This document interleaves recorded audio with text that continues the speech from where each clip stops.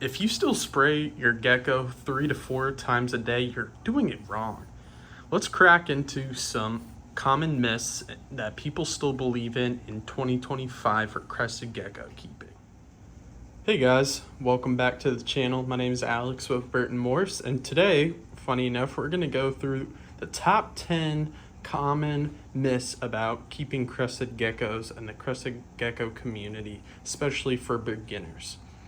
We're going to walk through some misconceptions, some common mistakes, and go through my opinion on certain things, especially when it comes to misting, heat, feeding, things like that.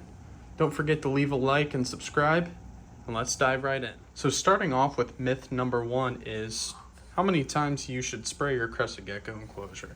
So I've heard people talking to at shows, they like to spray 3 to 4 times as a beginner a day. In reality, that can cause a lot of issues in your enclosure.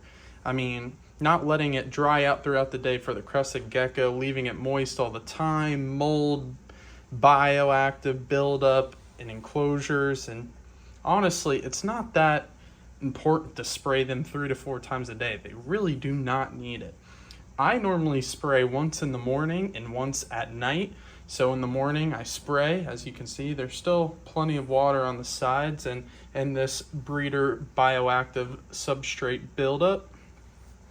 And funny enough, if I do spray, there's a bunch of springtails down in there and isopods that can take care of it for me, all the mold or anything like that. Now I can kind of see where people think they need constant moisture, but all in reality, you really don't.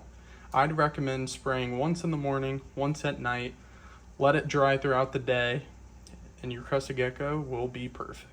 Starting off on myth number 2 is heat source. So crested geckos, funny enough, people believe that they need a heat lamp, heat source, anything like that. In some cases, yes, but in most cases, no. It really depends on the temperature that you keep in your place. So currently right now in this room, I'm keeping it at a solid 73 degrees. And that is pretty much starting at 8 a.m., now 7 a.m., all the way to 8 to 9 at night. And then once it hits that time, this space heater shuts off and it is done dusted, and it follows the night cycle, and it'll probably only drop to 68, 69-ish degrees at night, which is still perfectly fine for them to follow that day and night cycle. Now, they can withstand up to 80 degree temperatures, but realistically, I wouldn't recommend a heat lamp. Now, winter time's a little different. Definitely want to make sure it stays above that 70 degrees, and especially at night it can drop to 65 and below, especially living in Chicago. So I always make sure that the heat's on, etc., and taken care of, and never drops below 68 degrees ever. But yeah, myth number 2 busted. Wouldn't really recommend a heat lamp unless you have no ability to control the heat in your building or apartment. Moving on, the myth number 3 is crested geckos need live insects almost daily.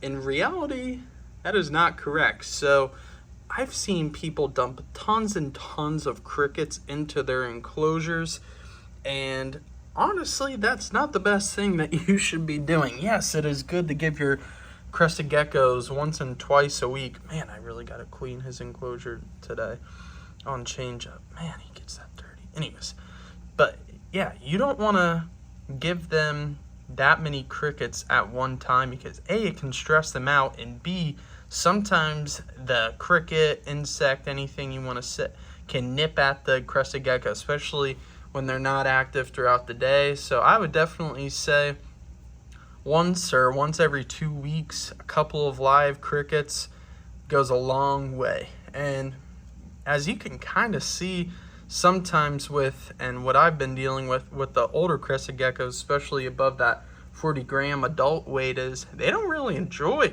crickets that much anymore. They'll do the occasional 1 to 2, but other than that, that is really about all they'll eat.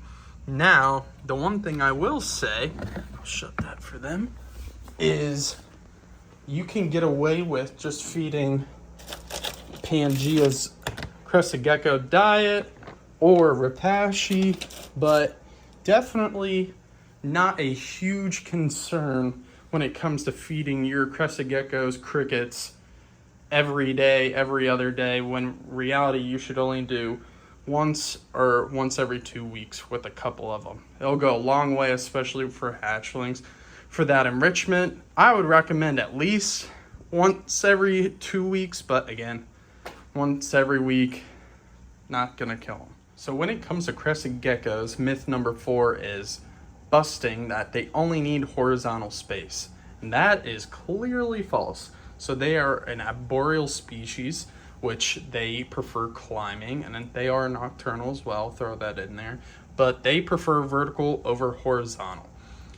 Overall, and again, this is kind of a mix-up when it comes to who does what, is their enclosure. So as long as you meet the requirements of space for the Crested Gecko, vertical, horizontal, you name it, you should be okay. Especially, for example, this female, she is 50 grams, that's Spice, and she is in this enclosure. I mean, my hand is down here and it has all that space. Vertical and then horizontal is clearly a ton. So I got this build from Robbie's Reptiles. Now this is my Semibioactive, so there's springtails and isopods down below. Clean up the mold, poop, extra food. Makes it easy to contain, easy to watch, easy to make sure that nothing bad has happened, especially with her and her eggs. She has her breeder box, she has the cork bark, she has her decor, and for me that works during the breeder season.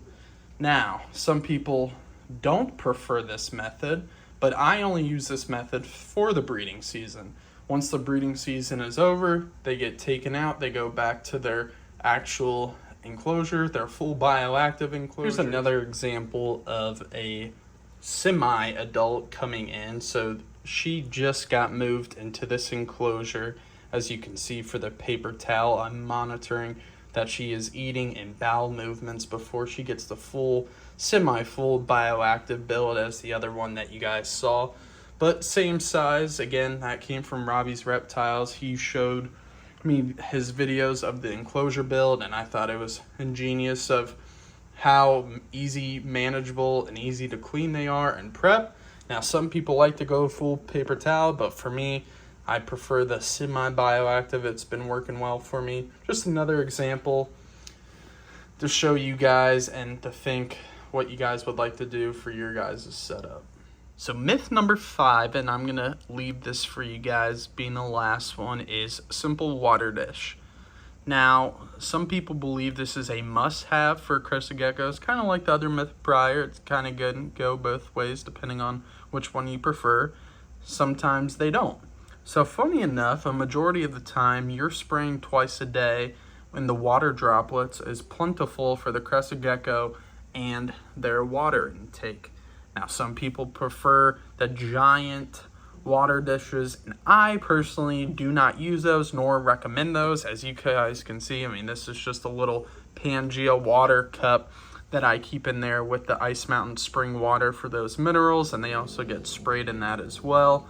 But yeah, that is pretty much all that I use, if anything. I mean, as you can tell, this one's even dry, and all plentiful from spray from this morning. Still in Paris's enclosure. Hey Paris, how's it going? And it's been working for me. I'm not having any issues on hydration levels, anything like that. Make sure at night I spray the Crested Gecko, the water a little bit in their face just to make sure I can see them get some hydration. But other than that, I would say you don't necessarily need one. If you'd like one for reassurance reasons, go for it. All right, everyone. So that is 5 myths that we broke today for the Crested Gecko community, kind of going over some misconceptions that people, especially starting out, still hear and believe in. I thought it'd be an interesting and fun one for you guys. Let me know in the future if you would like to see additional ones, anything like that.